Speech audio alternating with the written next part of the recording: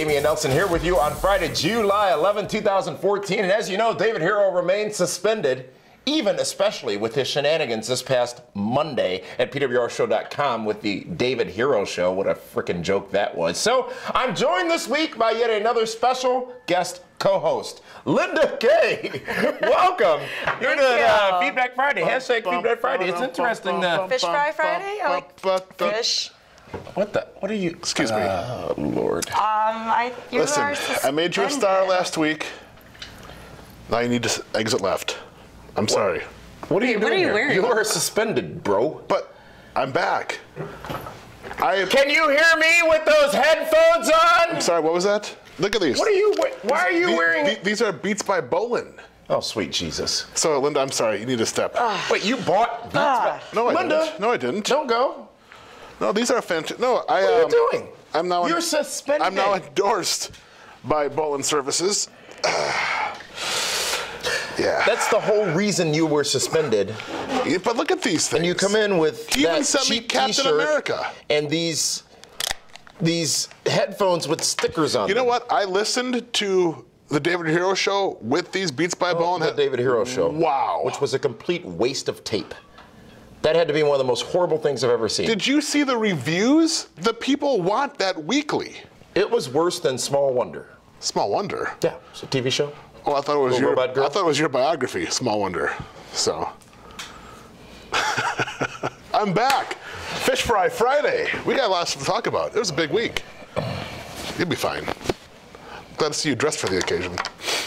I had to dress casual. Yeah. I was going to be doing the show with Linda. At least Linda wore shoes for you. I didn't want it's going to get warm in here, so I didn't wear a jacket. And I don't have to explain a damn thing to you. Okay. Can we start? I mean, we're wasting tape here. As you know, this show, folks, is about your comments and your comments on our recent episodes, including this past Wednesday's Greatest Ever with our guest, Scotty Too Hottie. Did you get heat for that? What do you mean? Well, they're all like, how could you let the Rockers be the greatest of all time? Greatest tag team of all time? You should have listened to me. My choices. What were your choices? Andre and Haku, the Colossal God bless Connection. Fantastic tag team. Demolition and Road Warriors. The Rockers? Yeah. Mm-hmm. The Rockers that you agreed with Scotty Too I Hottie on. didn't. Yes, you absolutely did. You sat right there in that very chair and you agreed with Scotty Too Hottie. I was being polite. I was being polite to our guest. YouTube user by the name of Anubis Ra had some comments on that Greatest Ever episode in the selection. He says, and I quote, "Really? The Rockers? Clearly, I would have to say the Road Warriors, like it was said in the WWE DVD about them.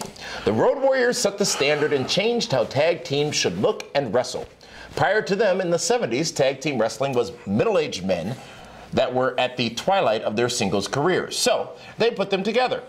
It was boring to see 4 technical wrestlers using abdominal stretches, leg locks, and bear hugs for 10 minutes in a match. The Road Warriors were big, tall, muscular, face-painted, spike-wearing brawlers. They looked and acted intimidating even to other wrestlers. They came in, slung folks around, beat you to a pulp, and dared you to try to stop them. They influenced most of the tag teams that came after them, such as Demolition, Doom, the Skyscrapers, and the Nasty Boys. The Nasty? What? They even influenced singles wrestlers like Sting and Ultimate Warrior, who consequently started as a tag team together. That's my commentary. They also spanned more than 1 decade and more than one company. Well, they dominated every company they went to. The longest run of any team and maintained their relevance. Title holders in all the major companies. Was this a tweet? Of that That's more time. than 140 characters. AWA, NWA, WCW, and New Japan and WWF. The Rockers are only relevant because of Shawn Michaels being a superstar, which shouldn't count because that is his solo accomplishment. The Hart Foundation and Steiner Brothers are better than the Rockers. But to be fair, I mean, Al Snow and Scotty Too Hottie were here last week, and we talked about it off the air about why the Rockers. Well, then it didn't happen. What do you mean? If you talked about it off the air, it didn't happen. But Al and Scotty both said that the Rockers pretty much saved, with the saving grace of the dying days of the AWA, that the Rockers against Buddy Landell and Buddy Rose and Doug Summers actually drew money for the AWA. And that's why they, one of their reasons why. But I wasn't a big fan of the Rockers being the tag team of greatest of all time because they were too small. Besides that, they lost to the Twin Towers at WrestleMania. See, good big team. beats a good little team every time.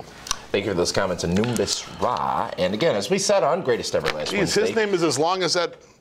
Going into it and coming out of it, we said that this was probably the most difficult category to determine a winner in, and we do appreciate your comments and feedback on that. On last week's Primetime, I asked our guest, Stone Cold Steve Austin, about your recent comments about John Cena, and it was also the subject of DHHS. Well, YouTube user 6 Sides said this in response, and I quote, "Good thing you're here, David.